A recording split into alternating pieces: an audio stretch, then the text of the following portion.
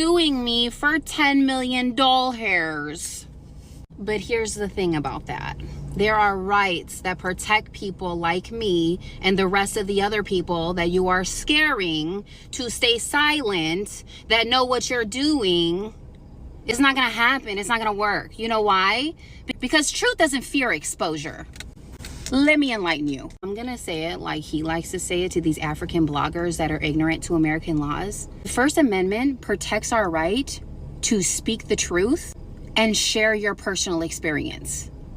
Okay? In fact, truth is an absolute defense against defamation. And as I've said from the genesis of this all, I can back up every word that I've said.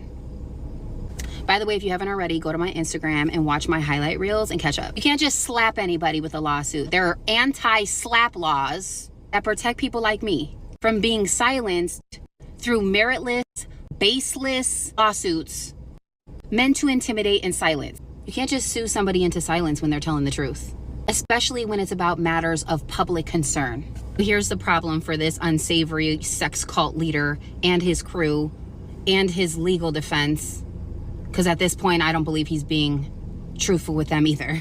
Not only am I telling the truth, but now that you've tagged me in, I'm here to back up every single word as I said I would. Unlike this God-claiming con man who shares his side of things, I'm not here to tell a side. They say there's two sides to every story. Then there's these receipts.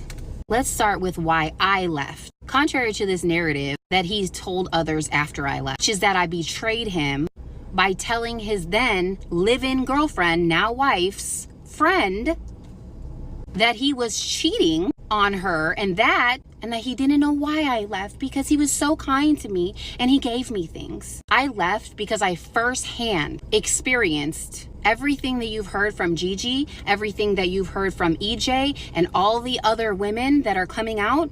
It's all true. How do you know this, Jax? Because I experienced and witnessed these things prior to EJ ever leaving and prior to Gigi ever existing. Back when I was part of this community, I truly believed everything that he said to me. When he said, I love you, I believed it. When he said he cared about my future, I believed it. When he spent time teaching me things, I believed that he was well-meaning. I believed all of it. I trusted him. And although I saw error and things were presented to me from people close to him, you tend to overlook things. You believe in somebody, you know? It wasn't even my first time of this happening to me, but that's just where I was. Because at this point, I had traveled coast to coast in ministry. I had been alongside many ministers, many prophetic people, prophets, apostles, you name it, right? I had seen a lot. I had seen a lot.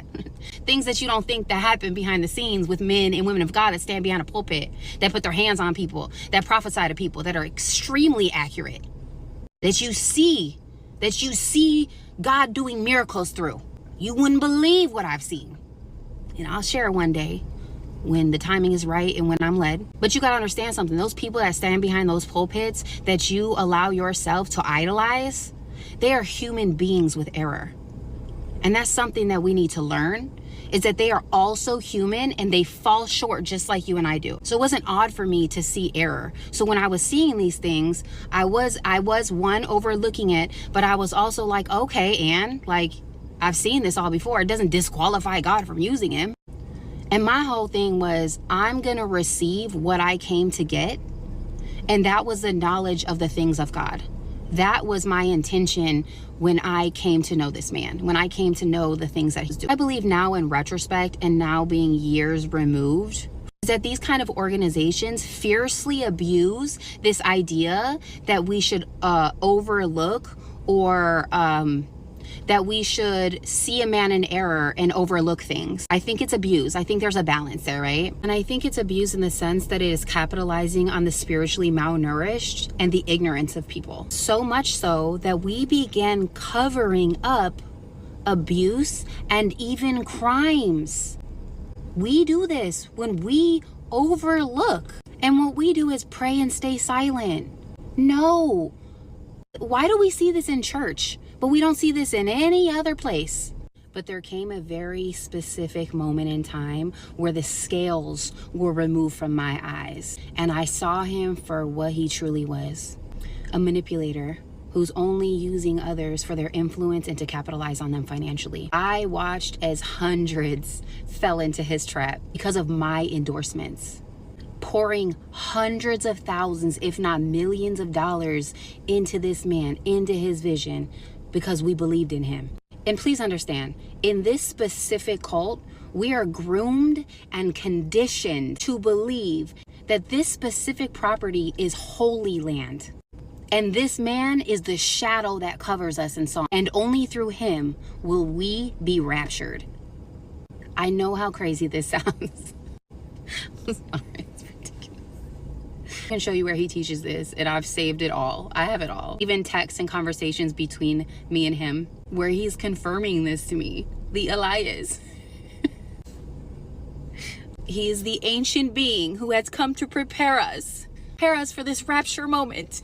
It's funny now, but it's not cool, bro. It's not cool. I still haven't been able to repair the fracture that this caused to my spiritual community that I built with others, that we all believed that I endorsed and brought to him. They trusted me enough to participate in this foolery and gave financially into this circus. And when I found out the truth, when I finally had that moment, I left. No fanfare, no drama. I walked away and I cut all ties. I walked away from people that I had built relationships with that I cared about. I left it all.